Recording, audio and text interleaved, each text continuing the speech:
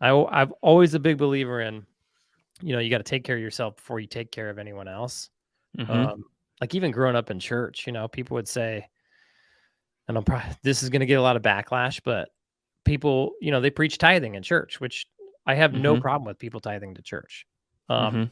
but what I do have a problem with is when people want to tithe to church, but they don't have their own finances in order, right? They don't have their life Mhm. in order. And then the Mhm. church is asking them for money Mhm. and they don't have money to give, but they're giving it anyways. Which Right. we could argue about that a lot probably.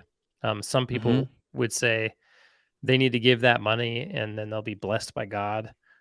I think that God gave them a brain, and I think that God wants you to use it and he wants you to learn how to manage your money with the brain and Mhm. and then give the excess money that you have.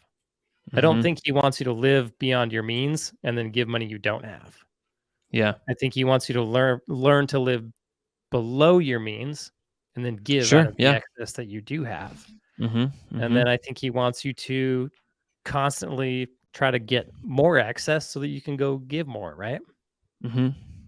Yeah, I kind of Um, think that I mean, to me, acquiring wealth is just sort of a product of the activities that you do. mhm. And so it's like in my mind, it's not a focus like it used to be. Because like essentially once you sort of make enough money to where you can meet all your needs, you don't have to worry about those basic things like food, gas, living expenses, then like driving to this next material paycheck goal is I would say it's sort of superficial in the sense that it will let you down. Like, I mean, you were already speaking about this, where it's like if you just make your income your goal, once you hit that mark, then you're like, oh, well, okay, I got there. And probably by the time you get there, you're already thinking of different things. Yep. Um, and so it's just like speaking to the idea of that, like to go out and make money so that you can do something with that money. But in my mind, the focus is just like, I'm just going to go out and I'm just going to do what I'm good at and then continue to amass skills that I can be more useful and more better. And Yeah. then just the inherent reward with that is more money. It's Yes. just like goes hands in hand. So if somebody says, "Hey man, it's almost like there's this weird idea that it's better to be poor than it is to be rich." Um like there's more of an innate righteousness within the poor person than there is the rich person. And I think in some senses I can see where that is correct in the way that like, okay, now you have to really rely on God and all these different things.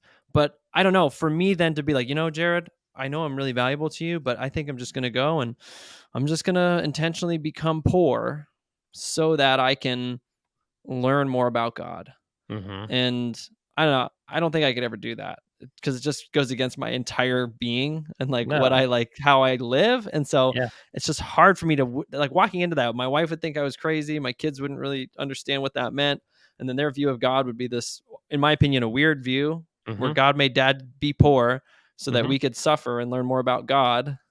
And so, yeah, I mean, to me, like, again, making money is just the product of doing things well. Yeah. And then when you make money, you need to increase your stewardship of that so that you continue to do it well. Cause it's just Yeah. another area. It's like money is a skill, right? So, Yep. like, having money, learning how to use it is just another skill. Like Yeah. learning how to do plumbing, learning how to drive a car. These are just skills that you do. And so, okay, I have money. Now I have to learn the skill of using this money.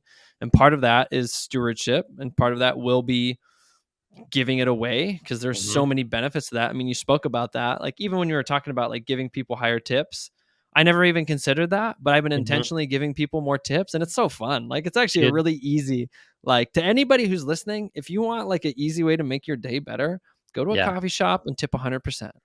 And then like, Yeah.